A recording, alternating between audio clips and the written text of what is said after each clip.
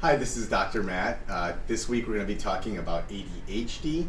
I'm going to go over kind of more of a general thing because there's a lot of information that we could talk about with this, but I want to really have you understand the basic concepts of what we can do as chiropractors to affect kids with ADHD.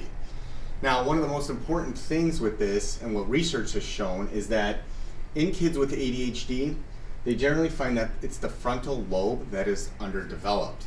And as you can see here on this chart, frontal lobe is partially responsible for mood, behavior, and attention. So if the frontal lobe is underdeveloped and understimulated, how do we get that more stimulated? Well, that comes down to here, which is the hypothalamus. The hypothalamus is located right in the center of the brain, so right about through here. This is an outside view, so normally you would see it on the inside, but the hypothalamus is the autonomic control center, so everything is automatic. So the hypothalamus stimulates that frontal lobe. But how do we stimulate the hypothalamus? Well, we have to look to the cerebellum.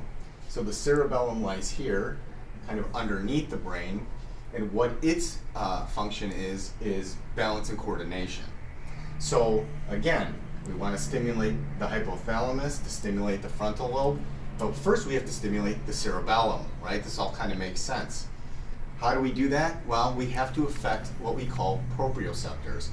Proprioceptors are nerve bundles that are found in every joint of the body, and the highest concentration of them is here in the upper cervical spine. So, all that being said, if we stimulate those proprioceptors in the upper cervical spine, that will stimulate the cerebellum, which will stimulate the hypothalamus, and then stimulate the frontal lobe. And that's how we address ADHD in kids. We adjust the spine to affect all these parts of the brain.